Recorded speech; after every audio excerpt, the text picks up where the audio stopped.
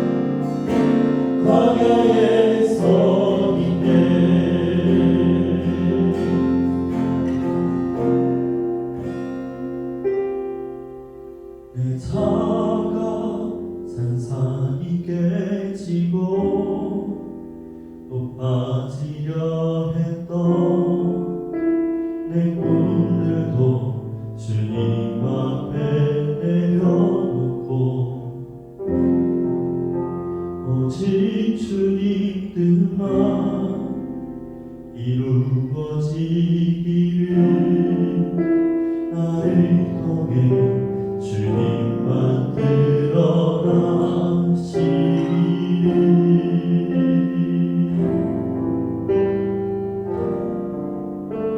광야를 지나며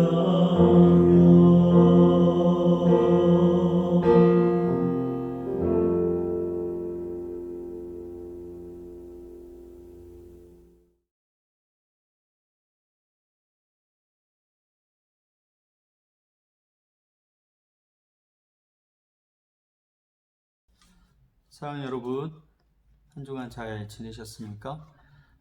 오늘도 우리가 말씀을 같이 묵상하면서 한 주간 주님이 원하시는 그 삶을 살아낼 수 있도록 준비하고 또 나아가는 시간이 되었으면 좋겠습니다. 우리 먼저 말씀을 한번 같이 나누도록 하겠습니다. 오늘 우리에게 주신 말씀은 디모데후서 3장 1절부터 5절까지의 말씀입니다. 디모데후서 3장 1절부터 5절까지의 말씀을 제가 읽어드리겠습니다.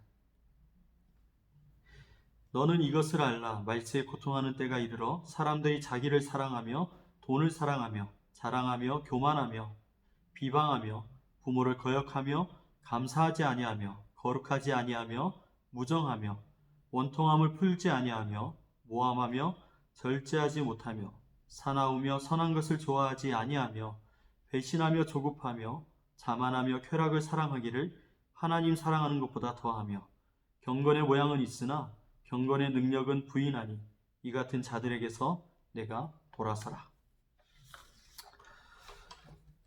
네, 오늘 우리 주신 말씀을 잠시 묵상할 텐데요.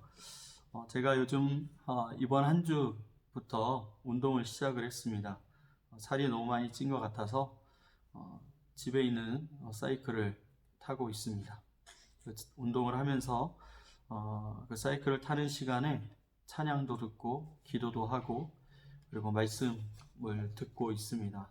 제가 좋아하는 목사님들의 말씀, 선교사님들의 말씀을 함께 들으면서 주님 앞에 앉는 시간을 갖고 있습니다. 이번 주에 특별히 다니엘 킴 선교사님의 말씀을 듣게 되었는데 하나님께서 내 삶을 정지시키는 이유라는 제목으로 말씀을 전해줬습니다. 그 말씀에 좀 마음에 생각하는, 묵상하는 시간들이 생겨났었습니다.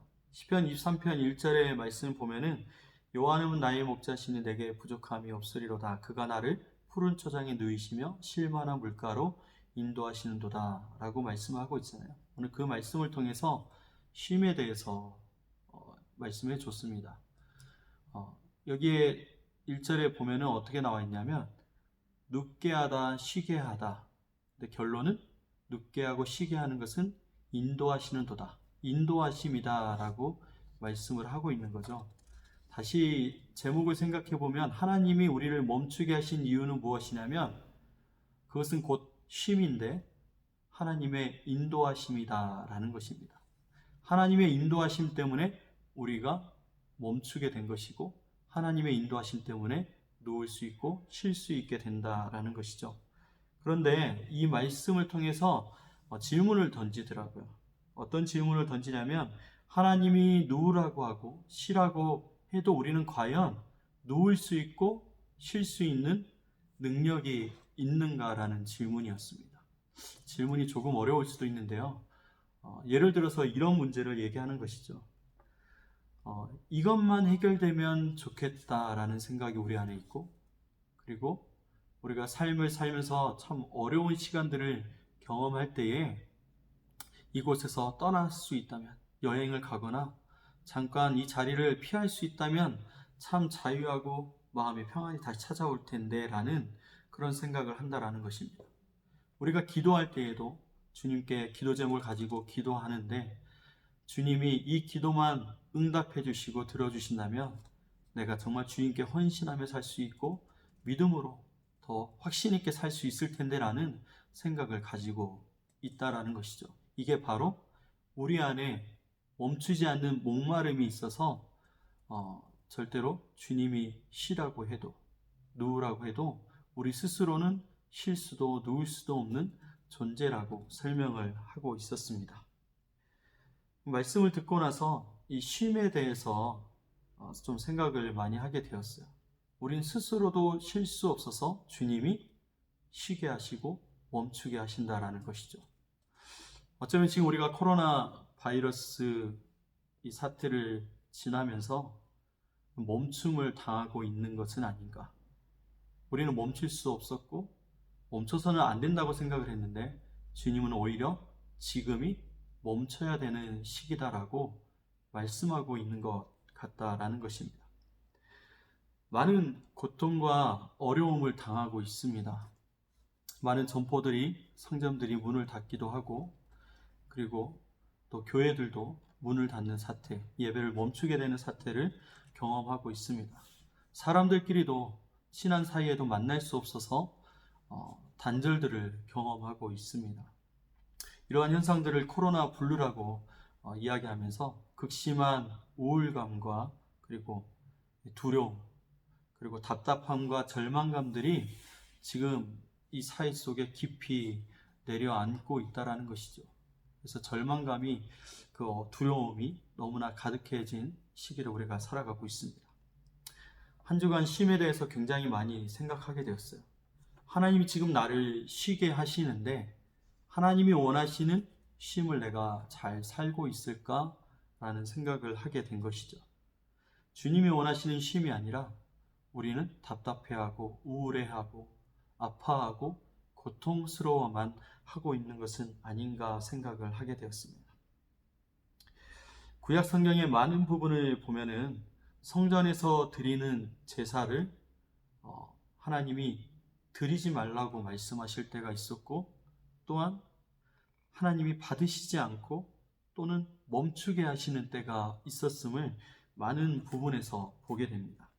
특별히 그러한 멈춤이 되는 이유는 무엇이었냐면, 하나님의 전에 이 성전 안에 우상이 가득했던 그때, 그 우상에게 절을 하며 우상과 함께 하나님을 섬긴다고 하는 그 상황 가운데 주님은 결국 예배를 멈추게 하시고, 그리고 그들의 예배를 받지 않으시고 성전을 떠나게 되시는 사건들이 나타나게 됩니다. 우리가 잠깐 말씀을 찾아보려고 하는데요. 에스겔 8장의 말씀을 보면은 이 부분에 대해서 잘 알려주고 있습니다. 에스겔 8장 5절의 말씀부터 보면은 제가 읽어줄 테니까 여러분 한번 들어보시기 바랍니다. 그가 내게 이르시되, 인자야, 이제 너는 눈을 들어 북쪽을 바라보라 하시기로, 내가 눈을 들어 북쪽을 바라보니 제다문 어기 북쪽에 그 질투의 우상이 있더라. 지금 성전 안에 이야기를 하고 있습니다. 또 7절부터의 말씀 보면, 그가 나를 이끌고 뜰 문에 이르시기를, 내가 본즉 담에 구멍이 있더라. 그가 내게 이르시되, 인자야, 너는 이 담을 헐라 하시기로, 내가 그 담을 허니 한 문이 있더라. 또 내게 이르시되, 들어가서 그들이 거기에서 행하는 가증하고 악한 일을 보라 하시기로, 내가 들어가 보니 각양 곤충과 가증한 짐승과 이스라엘 족속의 모든 우상을 그 사방 벽에 그렸고, 이스라엘 족속의 장로 중 70명이 그 앞에 섰으며, 사반의 아들 야하사냐도 그 가운데 섰고, 각기 손에 향로를 들었는데 향연이 구름같이 오르더라. 성전과 함께 붙어있는 그곳에 우상을 그려놓고 그곳에서 제사를 드리고 있다라는 것입니다. 이게 오늘 이 성전 안에서 일어나는 일인 것입니다. 그 뒤에도 14절의 말씀 보면은, 여호와의 전으로 들어가서 북문에 이르니 거기에 여인들이 앉아 단무스를 위하여 애곡하더라. 또 다른 우상에게 기도하며 울고 간구하고 있는 모습을 보여주고 있는 것입니다. 결국 이 일로 인해서 어떻게 나오냐면 11장 22절부터 25절의 말씀 보니까, 그때의 그룹들이 날개를 드는데 바퀴도 그 곁에 있고 이스라엘 하나님의 영광도 그 위에 덮였더니, 여호와의 영광이 성읍 가운데서부터 올라가 성읍 동쪽 산에 머무르고, 주의 영이 나를 들어 하나님의 영의 환상 중에 데리고 갈대아에 있는 사로잡힌 자 중에 이르더니, 내가 본 환상이 나를 떠나 올라간지라. 무슨 말이냐면, 여호와의 영광이 그 성전에서 떠났다라는 것을 말씀하고 있습니다. 그들이 성전에서 하나님을 예배합니다. 그러나 하나님을 예배함과 동시에 우상에게 예배하고 간구하고 울며 기도하고 있다라는 것이죠. 그로 인해서 하나님이 성전을 떠났다라고 얘기를 하고 있습니다. 지금 우리의 예배가 멈춘 것은 교회가 지금 교회의 기능을 잃어버리게 된 이유는 무엇이냐면 우리의 믿음에 대한 핍박과 환난이기 전에 하나님께서 우리의 교회와 예배의 이 가증함을 멈추게 한 것은 아닌가라는 것입니다. 우리가 드리는 예배가 주님이 받으실 수 없었기 때문은 아니냐라는 질문을 하고 있는 것입니다. 사랑하는 여러분, 몇 주간 우리는 예배를 드리지 못하고 있습니다. 그래서 이런 말들을 우리가 많이 하고 있습니다. 어찌 우리가 예배를 멈출 수 있습니까? 제 평생 이런 일은 없었습니다. 교회가 문을 닫는다니요. 이 세상이 너무 악합니다. 너무나 이 상황이 참담합니다. 그동안 예배를 드릴 수 있었던 것이 정말 감사한 일이었습니다. 라고 우리가 이야기를 합니다. 지금 이 상황에 대해 참담함을 느끼고 한평생 우리의 평생에 경험해 보지 못한 교회가 문을 닫고 예배를 드리지 못하게 된 이 상황에 고통스러워하고 아파하고 있는 것을 우리는 고백하고 또 경험하고 있습니다. 그런데 우리의 이러한 탄식에 대해서 예수님이 이렇게 얘기하고 있습니다. 우리의 주님이 예배를 멈춰라. 이제 그만 찬양하지 말고 기도하지도 말라라고 우리에게 말씀하고 있는 것입니다. 그 이유가 무엇이죠? 교회 안에 오늘 우리의 예배가 우상과 타락과 음란함과 죄악으로 가득 차 있기 때문에 그렇습니다. 오늘 처음 읽었던 우리의 본문으로 다시 한번 돌아가 보려고 합니다. 디모데후서 3장 1절의 말씀부터 다시 보면 너희는 이것을 알라. 말세에 고통하는 때가 이르러 사람들이 자기를 사랑하며 돈을 사랑하며 자랑하며 교만하며 비방하며 부모를 거역하며 감사하지 아니하며 거룩하지 아니하며 결국은 4절의 말씀 보니까 하나님 사랑하는 것보다 더하며 라고 말씀하고 있습니다.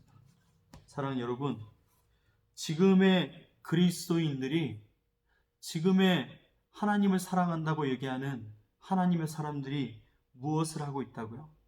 하나님보다 자기를 더 사랑한다고 이야기를 하고 있습니다. 하나님보다 돈을 사랑하며 자기를 자랑하며 교만하며 거룩을 잃어버렸다라고 오늘 말씀은 이야기하고 있습니다. 오늘 우리 교회가 그리고 제가 주님을 믿고 있는 그리스도인들이 하나님을 사랑하는 것보다 더 사랑하는 것들이 우리 안에 있다라고 오늘 말씀은 이야기하고 있는 것입니다. 우리가 읽었던 5절의 말씀은 이렇게 얘기합니다. 경건의 모양은 있으나 경건의 능력을 잃어버린 자들에게서 너희가 돌아서라고 말씀하고 있습니다. 오늘 우리는 코로나 바이러스 사태로 인해서 교회가 문을 닫고 예배가 멈춘 것에 대해서 탄식하며 참담함을 느끼고 있습니다. 다시 빨리 예배를 드릴 수 있도록 교회에 나아갈 수 있기를 간절히 바라고 있습니다. 평생 한 번도 경험해 보지 못한 이 일에 대해서 우리가 당황하고 분노하고 있습니다. 그런데 우리가 알아야 될 사실은 이 일을 주님이 하셨다라는 것입니다. 우리가 분노할 일이 아니라 우리가 참담함을 느낄 일이 아니라 오늘 내가 하나님을 사랑하지 못함으로 일어난 일이다라는 것을 깨달아야 되는 것입니다. 참담함은 우리의 주님이 느끼고 계시는 것입니다. 고통은 주님이 당하고 계신 것입니다. 믿었던 한국교회와 성도들, 주님의 종들과 주님을 사랑한다고 하는 그 믿음의 족속들이 세상과 타협하며 살며 교회는 하나 되지 못하고 분열되고 나뉘어지면서 싸우며 돈을 사랑하며 오늘 주님의 그 사랑을 잃어버린 모습으로 인해서 예수님은 고통당하고 있습니다. 우리가 참담함을 느낀다고 말하는 것은 교만함입니다. 우리는 자격을 잃어버렸습니다. 교회가 문을 닫게 된 것은, 오늘 예배를 드리지 못하게 된 이유는 주님이 받으실 수 없기 때문입니다. 주님은 멈추게 하신 것입니다. 우리에게 남아있는 것은 경건의 모양뿐인 것입니다. 이 일에 대해서 우리가 참담함을 느끼고 예배는 드려야 된다 생각하고 교회는 닫을 수 없다고 고백하지만, 사랑하는 여러분, 다시 이 사태가 해결되고 예배를 드리게 되었을 때에 여러분은 이전과 다른 정말 주님이 원하시는 예배를 드릴 수 있습니까? 정말 주님이 찾으시는 그 참된 예배자로 여러분은 세워질 수 있습니까? 다시 교회가 문을 열고 예배를 드릴 수 있게 되는 것도 중요하지만, 오늘 우리에게 더욱 중요한 것은 주님이 멈추게 하신 이때의 경건의 능력을 회복하는 것입니다. 모양만 남아버린 그리스도인, 아무런 능력이 없는, 예배는 드리지만 주님이 받으시는 예배를 드리지 못하는 그리스도인, 참된 그리스도인이 되지 못하고 있는 우리의 모습을 먼저 회개해야 되는 것입니다. 참으로 주님께 죄송한 마음만 가질 수밖에 없습니다. 저 또한 이 쉼에 대해서 생각하고 주님이 멈추게 하신 이유에 대해서 생각하면서, 주님이 이렇게 멈추게 하셨는데, 우리에게 시간을 주셨는데 두려워하고 있고 염려하고 있고 괴로워하고 있으면 안 되겠다는 생각을 하게 되었습니다. 사랑하는 여러분, 지금은 주님을 만나야 되는 때입니다. 지금은 주님 앞에 앉아야 되는 때인 것입니다.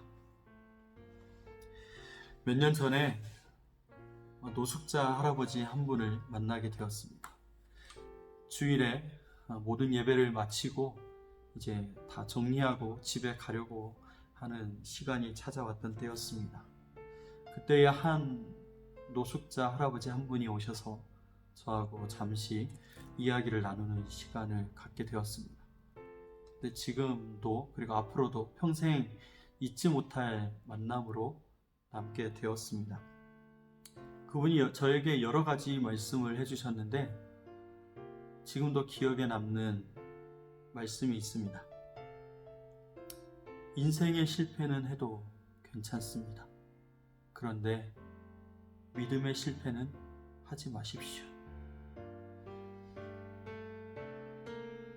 나중에 알게 된 사실이지만 그분은 이전에 감리교 목사님이셨습니다. 그런데 그 말씀을 저에게 하시면서 마치 자신에게 하는 말처럼 고백을 하시더라고요. 자신은 인생을 실패하고 믿음의 실패를 해서 지금 노숙자의 삶을 살고 있지만, 이제 주예정으로 시작하는 저에게 이런 권면을 해주시더라고요. 주님이 저에게 해주시는 말씀으로 받아들였습니다. 우리는 인생의 실패를 하지 않기 위해서, 이 땅에서 성공하고 싶어서 정말로 부단히도 돈을 사랑하고 사람을 사랑하고 많은 것들을, 이 땅의 것들을 붙잡으며 살아가고 있습니다. 근데 정말 주님이 원하시는 것은 믿음의 실패를 하지 않는 것. 그것이 어느 제 마음에 남아 있습니다. 인생의 성공과 그리고 행복을 위해서 살아가고 있던 그리스도인들이 이제 주님의 영광과 주님의 뜻을 위하여 살아가는 자들로 세워져야 될 것입니다. 하나님을 사랑하기에 그 어떤 것보다도 사랑할 수 있는 저와 여러분이 되어야 될 줄 믿습니다. 경건의 모양은 있으나 경건의 능력은 부인하는 자니 이 같은 자들에게서 내가 돌아서라. 사랑하는 여러분, 한 주 동안 경건의 능력을 만들어내었으면 좋겠습니다. 두려움의 시간이 아니라 주님을 찾는 시간이 되어야 됩니다. 우리에게 겉만 남아있다면 이제 내 속까지도 주님의 것이 될 수 있도록 주님을 찾고 기도하며 힘을 내어서 주 앞에 회개하며 세워질 수 있는 저와 여러분이 되었으면 좋겠습니다. 그래서 다시 교회가 문을 열고 주님께 예배를 드리게 될 때 주님이 받으시는 예배가 될 수 있도록 오늘 우리는 오늘도 회개하며 기도해야 될 것입니다. 준비해야 될 것입니다. 주님 앞에 나아갑시다. 승리합시다. 다시는 가짜가 되지 않도록 진짜 그리스도인이 되도록 믿음으로 서 있는 저와 여러분이 되기를 간절히 기도합니다.